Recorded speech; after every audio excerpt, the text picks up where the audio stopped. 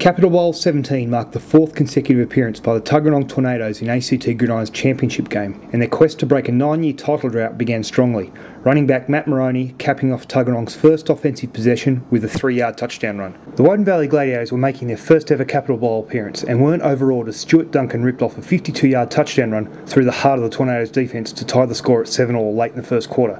But a fumble on an option pitch between Gladiators quarterback John Rowe and running back Ambrose Adelaide gave the Tornadoes good field position in the second quarter.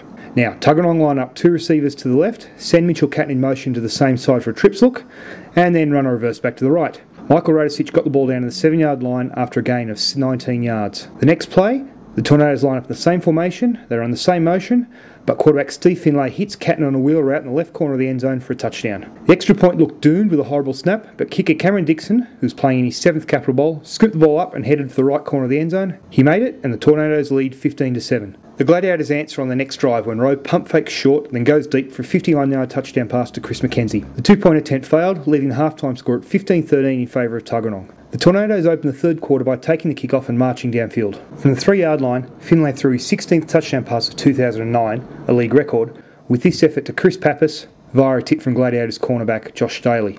With the conversion, the Tornadoes are up 22-13. The Gladiators looked to hit back immediately with this 47-yard catch and run from Callum McRae after a John Rowe pass, which got the ball deep into Tuggeranong territory. But 3 plays later, Tornadoes defensive back Michael Dawson tipped a Rowe pass and Sean Gould made the intercept to end the threat.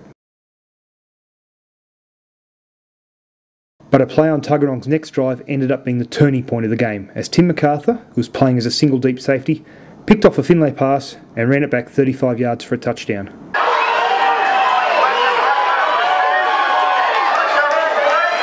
A play-action pass from Rowe to Andrew McKenzie was good for the 2-point conversion, narrowing the gap to 22-21. MacArthur came in at running back early in the fourth quarter, and with his half-back pass to a wide-open Andrew McKenzie, gave the Gladiators their first lead of the game.